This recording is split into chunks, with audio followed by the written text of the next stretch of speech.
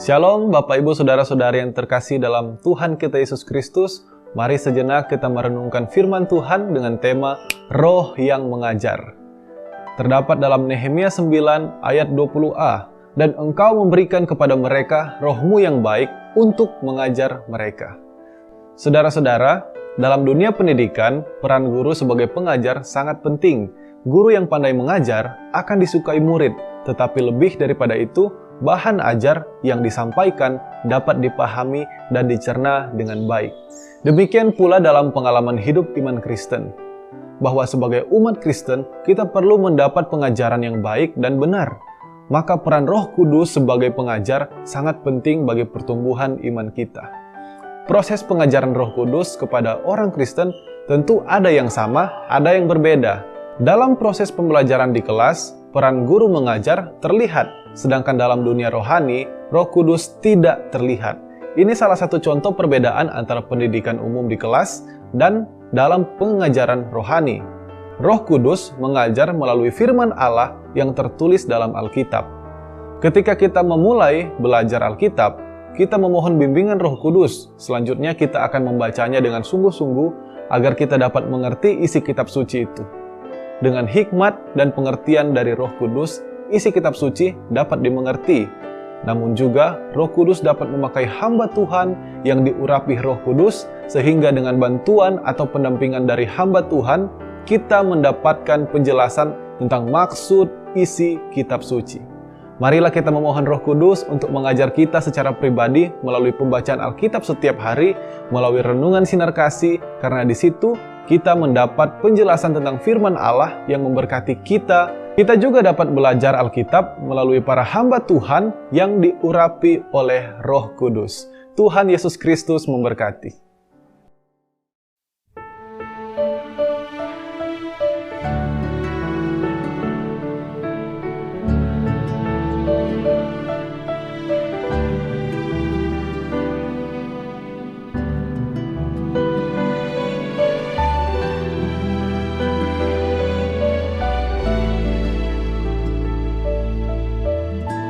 Musim akan selalu berganti, kasih Tuhan tetap abadi,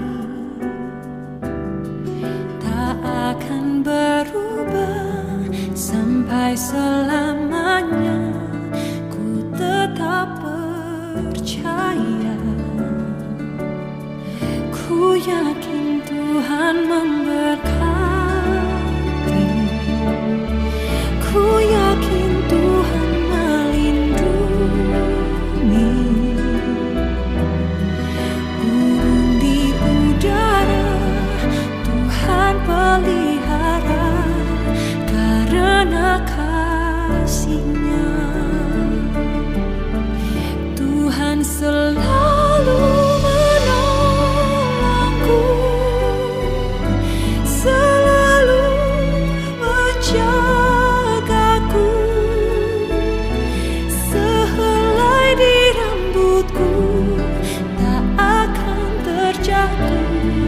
Tanpa seizinmu,